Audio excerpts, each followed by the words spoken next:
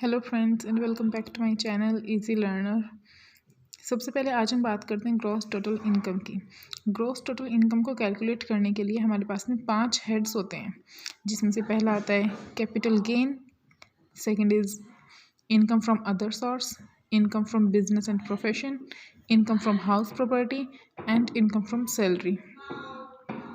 ये पांचों हेड वैसे तो मैं आपको पहले बता ही चुकी हूँ कि इनमें हम कैसे कैसे कंप्यूट करते हैं अपनी टैक्सेबल इनकम को, लेकिन फिर भी आज रिपीट करती हूँ।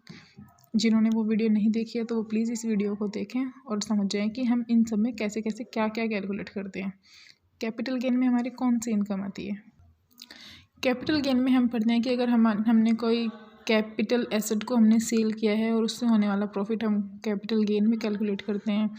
और इनकम फ्रॉम सैलरी में हम क्या करते हैं, अगर हम कहीं पर एम्प्लॉयड हैं, हम कहीं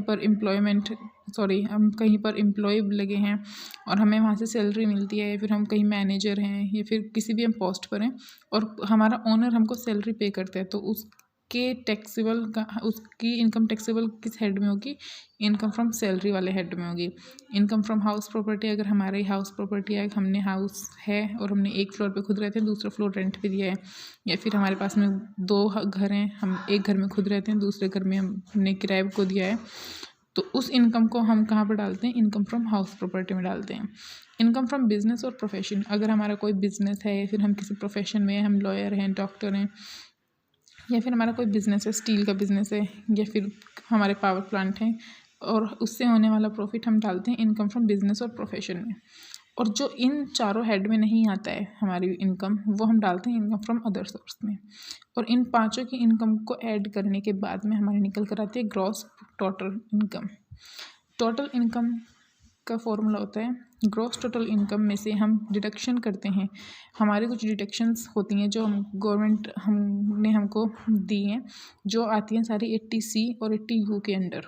इनकम टैक्स पर्पज से देखा जाए अगर, तो ग्रॉस टोटल इनकम में से हमें कुछ छूट मिल जाती है जो गवर्नमेंट हमको देती है कि ठीक है तुम इतना टैक्स हमको देते हो, लेकिन गवर्नमेंट की साइड से कुछ छूट हमको जो मिलती हैं वो डिडक्शंस आती हैं सारी 80C एंड 80U के अंडर।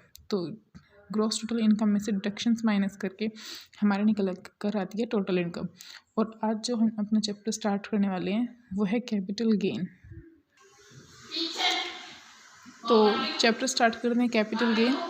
और जैसे कि मैंने आपको बताया कि कैपिटल एसेट को सेल करने के बाद जो हमको प्रॉफिट होता है उसको हम calculate capital gain under the head इसमें करते हैं। सो स्टार्ट करते हैं। The basis of the charge is the profit और gain arising from the transfer of a capital asset in the previous year. It is taxable under the head capital asset. Same चीज़ जो मैंने अभी आपको पहले बताई थी कि अगर हम ट्रांसफ़र करते हैं कैपिटल एसेट को अपने प्रीवियस ईयर में, क्योंकि हम टैक्स तो प्रीवियस ईयर में असेसमेंट ईयर में प्रीवियस ईयर का ही कैलकुलेट करते हैं ना, तो अगर हमने अपनी कोई कैपिटल एसेट प्रीवियस ईयर में सेल किया है और उससे होने वाला प्रॉफिट या फिर गेन को हम टैक्सेबल किस हेड में बनाएंगे? उसको हम टैक्सेबल करेंगे कैपिटल गेन के अंडर। कुछ the essential element of capital gains are, कुछ एसेंशियल एलिमेंट्स होते हैं कैपिटल गेन के। एक होता है कैपिटल एसेट जो हम बेचते हैं, फिर होती है ट्रांसफ़र ऑफ कैपिटल एसेट। पहले हमारे पास कैपिटल एसेट होती है, दूसरा हम उसको बेचते हैं, और तीसरा फिर हम उसको कैपिटल गेन उसका कैलकुलेट करते हैं कि कितना प्रॉफिट हुआ है कितना नहीं हुआ है। तो ये तीनों एक प्रोसेस होता है, पहले कैपिटल एसेट आती है, फिर उसका ट्रांसफ़र होता है, फिर उस पर टैक्स लगता है जो हमें बाद में कैलकुलेट करना पड़ता है। It is the difference between the sale price of assets and it's cost acquisition या फिर कॉस्ट ऑफ परचेज। ये डिफरेंस होता है कि हमने खरीदी कितने में और हमने बेची कितने में, जो भी डिफरेंस निकल कर आता है उसको बोलते हैं कैपिटल गेन।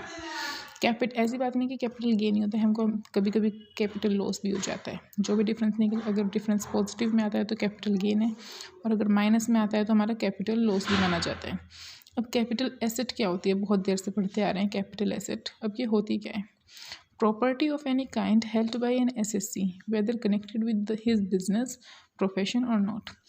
कैसी भी प्रॉपर्टी हो, बस वो किसके द्वारा होल्ड होनी चाहिए? उस पर होल्ड होना चाहिए एसएससी का।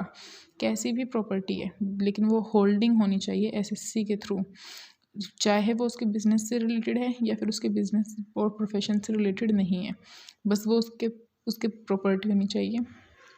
Any securities held by a foreign institutional investors which has invested in such securities in accordance with the regulations made under the Securities और Exchange Board of India Act 1992।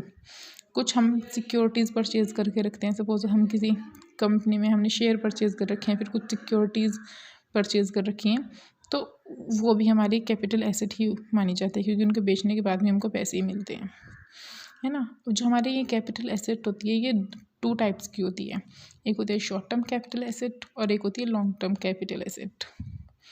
If we sold assets within 36 months of acquiring it, gain from sale of short term assets is called short term capital gain। Short term capital assets क्या होती है? Short term capital assets होती है कि अगर हम किसी एक ऐसे अपनी कैपिटल एसेट को बेचते हैं जिसको हमने सिर्फ अभी हमको 36 महीने ही हुए हैं उसको ख़रीदे हुए, या फिर हमको 36 मंथ या फिर उससे कम ही हमने उसको एक्वायर करके रखा है और हमने 36 मंथ से पहले ही उसको बेच दिया है, हमने ख़रीदने के बाद विद इन 36 मंथ उसको हमने सोल्ड आउट कर दिया है, तो उसको बोलते हैं हम शॉर्ट टर्म कैपिटल एसेट। और जो उस शॉर्ट टर्म कैपिटल एसेट से होने वाली हमको प्रॉफिट या फिर गेन, उसको बोलते हैं हम शॉर्ट टर्म कैपिटल गेन।